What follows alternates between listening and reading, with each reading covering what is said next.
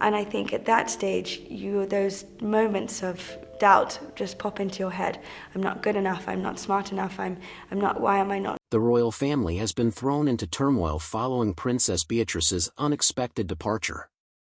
She chose to walk away from her royal roles, titles, and long-standing traditions. A surprising DNA test uncovered a shocking truth, one that no one could have anticipated. The results raised serious questions about her biological father, revealing a past that shattered everything she once believed about her heritage.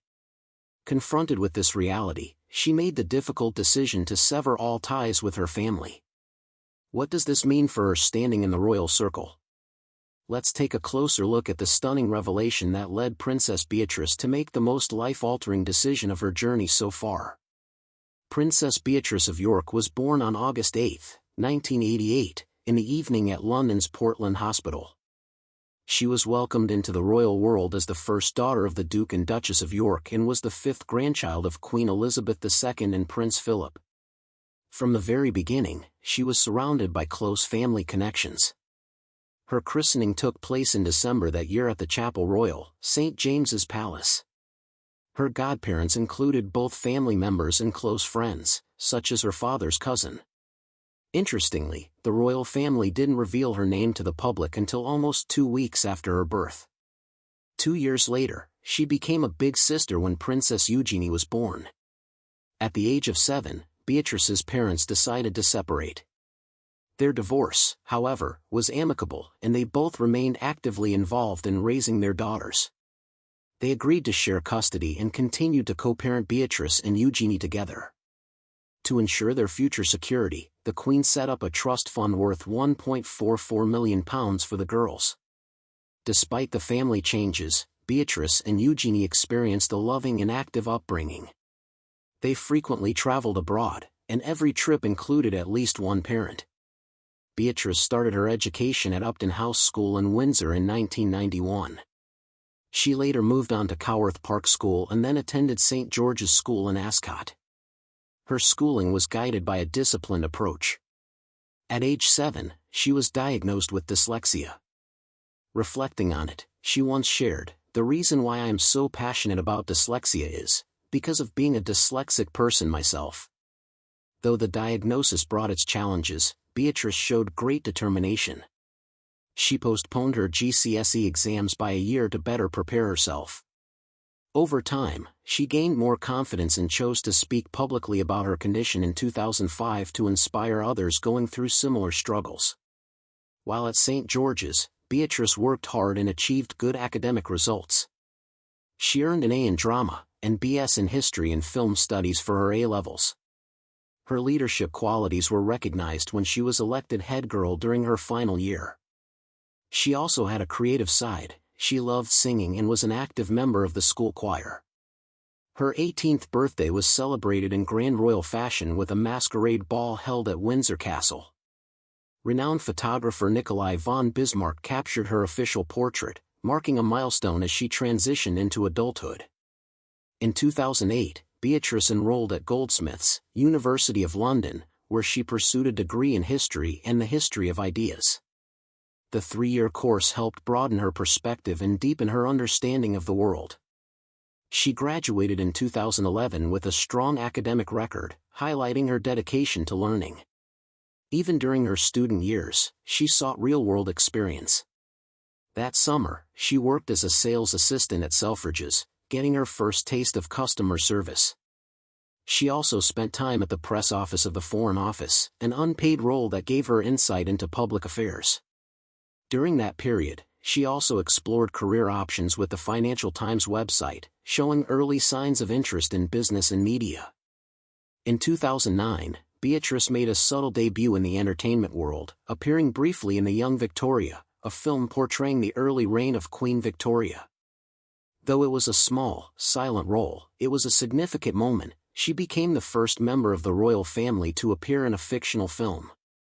She later landed a paid internship at Sony Pictures, where she continued building her career. However, her time there was disrupted when the company faced a major hacking scandal in 2014. She made the decision to resign from her position. Though it was a challenging period, she managed the situation with grace. In 2015, Beatrice took a courageous step by moving to New York City. There, she began creating a life beyond her royal responsibilities, embracing new professional opportunities. By 2017, she had secured a full-time job and was dividing her time between London and New York. In her professional sphere, she goes by the name Beatrice York. She accepted a leadership position at Paternity, a software company, where she serves as Vice President of Partnerships and Strategy. One of her major responsibilities includes leading a program that empowers women in leadership roles across international businesses. She furthers this mission through charitable work and public speaking, driven by passion and commitment. In 2022, it came to light that she had lost her taxpayer-funded police protection back in 2011. Reports suggested this decision was made after her uncle, now King Charles III, took steps to cut down on security spending. Despite the change, Beatrice has continued to move forward, always managing to blend her royal heritage with a strong sense of independence. With every chapter, she continues to evolve, adjust, and inspire. In March 2019, Princess Beatrice attended a fundraising gala at the National Portrait Gallery in London. She was accompanied by Edoardo Mapelli Mazzi, a man of noble lineage and wealth.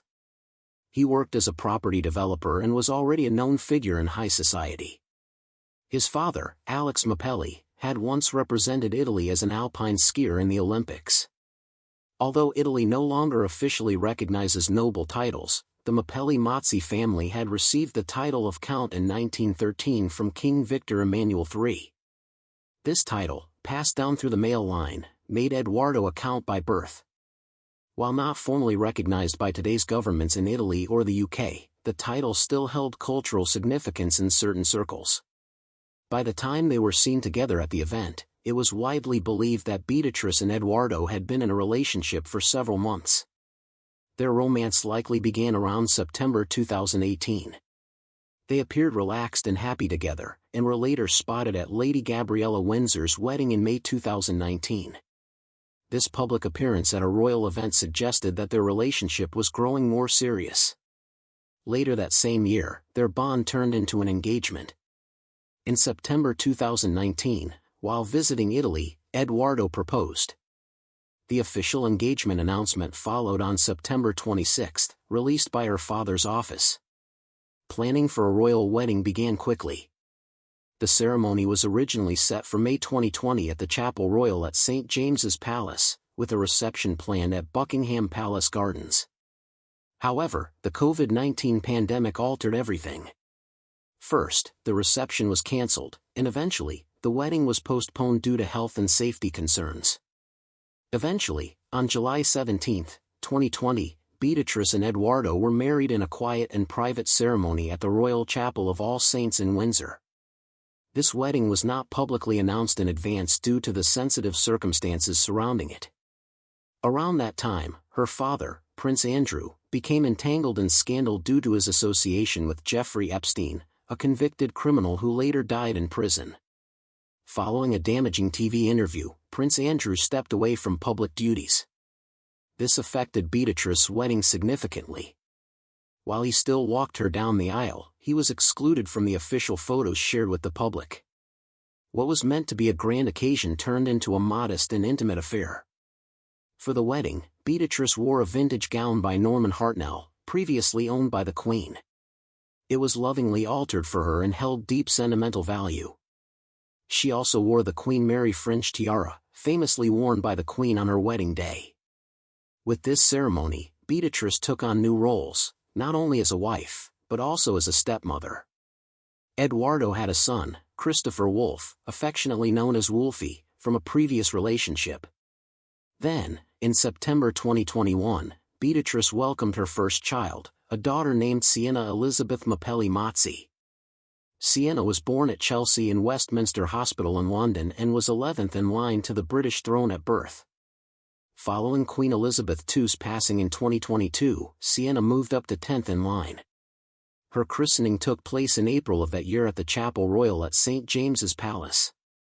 Soon after, the family relocated from their London apartment to a spacious manor house in the Cotswolds, where they now enjoy a more peaceful and private life. In the English countryside, January 2025 marked a special moment for Princess Beatrice as she welcomed her second daughter, Athena Elizabeth Rose Mapelli Mazzi. Arriving several weeks early, just like her sister, Athena was born at Chelsea in Westminster Hospital. Her birth placed her 11th in line to the British throne, right behind her older sister. What sets Beatrice's daughters apart in the royal family is their entitlement to noble titles, something uncommon among their cousins. Interestingly, this isn't because of their royal mother but rather thanks to their father. Edoardo Mapelli Mazzi, an Italian count, passes his title to his children, meaning Sienna and Athena were born with noble status. They are considered either countesses or nobile dama, a traditional Italian aristocratic title. In contrast, Beatrice's children and those of her sister Eugenie aren't eligible for British royal titles. Because they are not direct grandchildren of the reigning monarch, they don't meet the qualifications under the British royal family's guidelines. Still, through their father's noble heritage, Sienna and Athena maintain a distinctive link to European aristocracy. Around this time, quiet murmurs began to ripple through royal circles, speculation about Princess Beatrice's paternity. At first, it was a whisper, an unconfirmed rumor. But it didn't stay small for long. The story gathered momentum and soon turned into a headline-making narrative. No longer just background gossip, the rumors stirred real questions and pulled the royal family into the heart of a potential scandal. The shocking allegation at the center of it all claimed that a DNA test had been done, revealing that one of Prince Andrew's daughters might not be his biological child. The origin of the claim remained murky. Some suggested the story came from a leaked private document. Others pointed to an anonymous tip sent to a British tabloid. There was even speculation that a private investigator had uncovered something years ago, now resurfacing. The mystery surrounding its source only made the rumors more intriguing. According to the reports, the DNA test results didn't match long-held beliefs. There appeared to be a discrepancy, a mismatch that hinted at another man, not of royal descent, possibly being the biological father. If there was any truth to this, it posed more than just a personal issue, it could undermine the royal bloodline itself. Royal titles and privileges traditionally follow bloodlines. And although lineage isn't everything in practice, the symbolism of royal descent carries tremendous weight. Even if no legal status changed, the idea alone caused a stir. The suggestion that one of Queen Elizabeth's granddaughters might not have royal blood was enough to shake the monarchy from within. This wasn't the kind of issue that could be smoothed over with a press release or staged photo. It was deeply personal, immensely sensitive, and now very public. For Beatrice, at the center of the storm, it must have been an incredibly difficult time. Known for her kindness, elegance, and avoiding public drama, her sister Eugenie had always maintained a low profile. But after the rumors emerged, people noticed changes in Beatrice's demeanor and actions. Insiders began to speak out. Some claimed she was devastated and caught completely off guard. Others said she felt betrayed and angry. Meanwhile, her relationship with Prince Andrew appeared to change visibly. Once frequently seen together at events, smiling and supporting each other, their public appearances took a different turn. Beatrice began showing up alone or only accompanied by her husband, Jack Brooksbank. Her father was notably absent. At one significant public event, the emotional and physical distance between Beatrice and Prince Andrew was striking. They didn't interact, didn't smile at one another. Their silence said more than any official statement could. Subtle online signs began to appear too. Beatrice stopped posting anything related to her father. Her once warm social media, which often featured nostalgic pictures of family, became focused only on her daughter, her husband, and her philanthropic work. The lack of any mention of Prince Andrew became impossible to overlook. It wasn't accidental, it was intentional. Sources close to the family suggested Beatrice had already started asking hard questions long before, and the DNA rumor may have been the tipping point. She didn't speak to the media or issue a formal denial. She didn't explain or argue. But her silence, her emotional withdrawal, told the story clearly. What was once closeness had now turned into space. Affection had been replaced with distance. Through it all, Princess Eugenie remained even more reserved. Unlike Beatrice, she stayed quiet throughout the chaos. Some believe she chose to support their father discreetly, behind closed doors. Others, she just didn't want to get involved. But despite the choices they made, both sisters ended up trapped in a storm that wasn't of their own making. Throughout it all, Buckingham Palace stayed completely silent. There was no statement from the royal family, no denial, no clarification. Just the same silence they'd always used during times of scandal. The long-standing royal motto had been to never complain and never explain. That approach had worked for generations. But times had changed. Now, people demanded answers, and when they didn't get them, speculation only intensified. Behind closed doors, insiders said there was panic. Public relations teams were scrambling to manage the crisis. Private meetings were happening daily. Some claimed King Charles was livid about the leak. Prince William, reportedly, was trying to protect the monarchy from more damage. Meanwhile, Queen Camilla was trying to keep things under control. But how do you stay calm when a secret this huge threatens to shake the very ground beneath you? Royal commentators believe the family hoped the story would fade with time, that if they kept quiet long enough, the public would move on. But silence is risky when people are desperate for answers. Each unanswered question only added to the mystery. And when no one speaks, people create their own version of the story. Now, the rumor still lingers, not confirmed, not denied, but impossible to erase. In its place, a quiet act of rebellion by a daughter has become the loudest echo in the palace corridors. Whether the rumor is true or not, the damage has already been done. Relationships have changed. The family has shifted. The royal image, once seen as rock solid, now appears just a bit more vulnerable. Because in the end, no matter how powerful a family is, the truth always finds a way to surface. And once it does, not even a crown can stop it.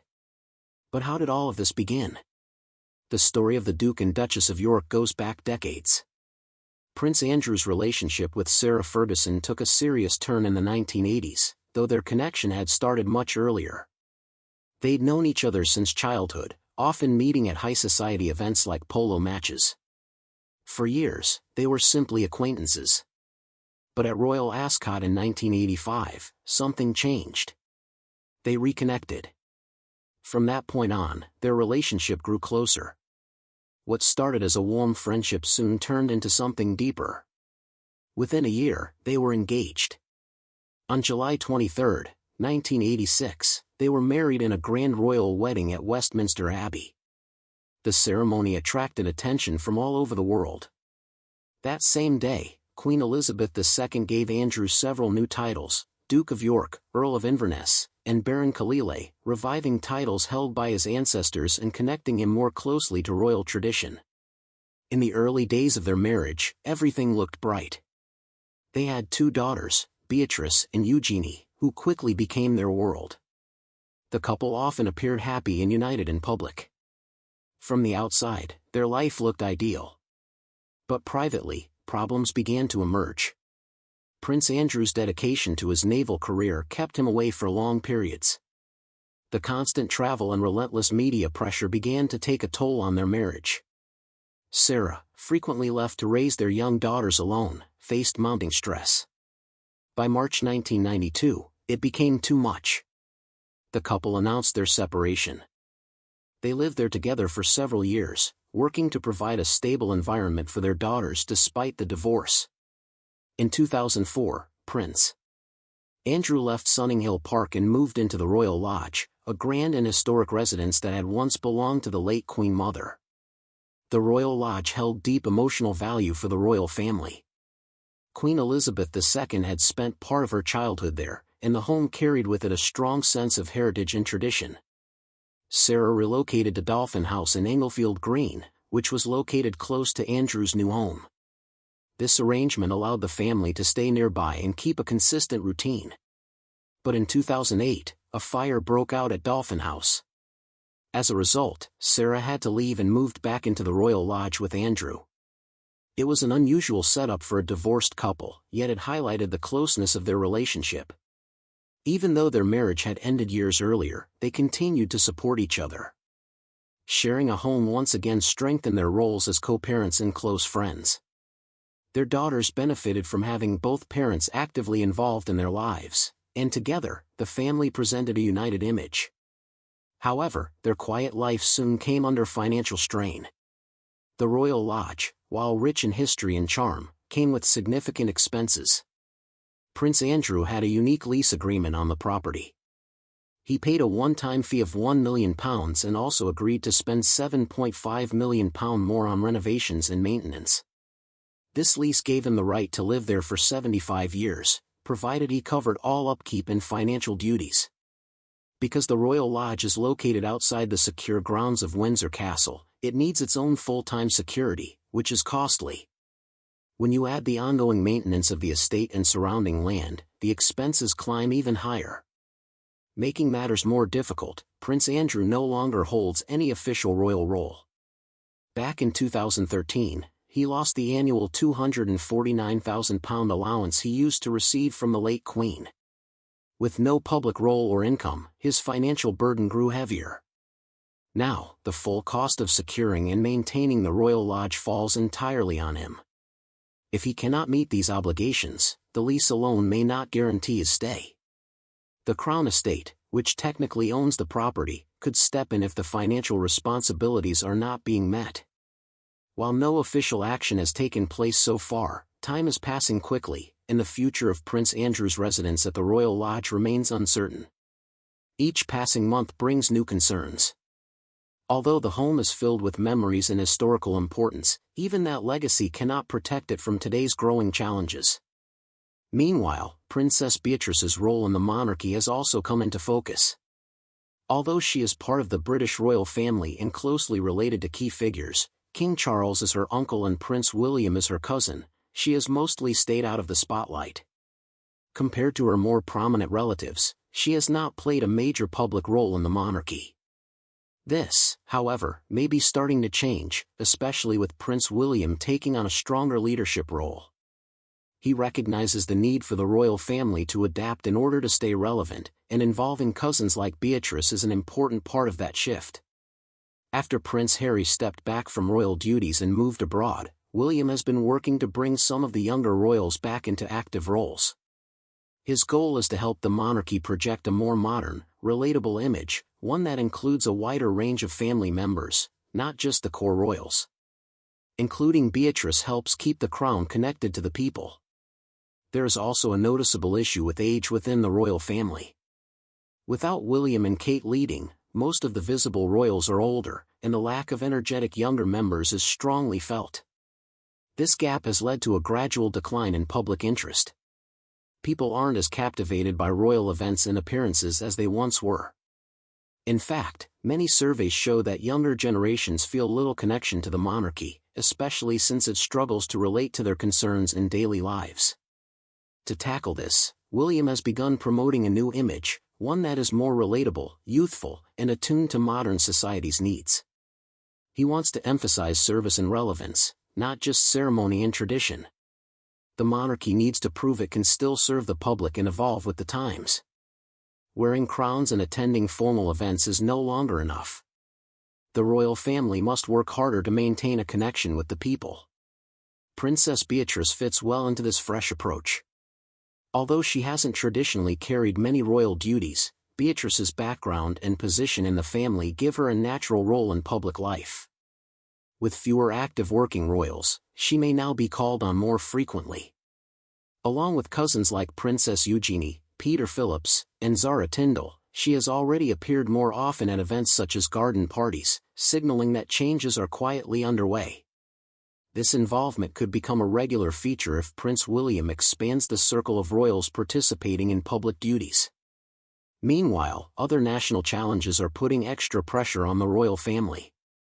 The country faces high inflation, energy shortages, the war in Europe, and a new prime minister. These issues require strong and visible leadership. But with the monarchy facing its own internal struggles, it risks seeming out of touch or disconnected. That's why some believe it makes sense to bring in more family members to support the institution, even if they haven't been active in royal duties before. Experienced royal watchers think William would be mistaken to keep the family too small. Instead, they suggest he follow Queen Elizabeth's example. When she needed help, she often turned to cousins to share responsibilities. This approach brought balance, strength, and unity. It showed the monarchy was more than just a few individuals.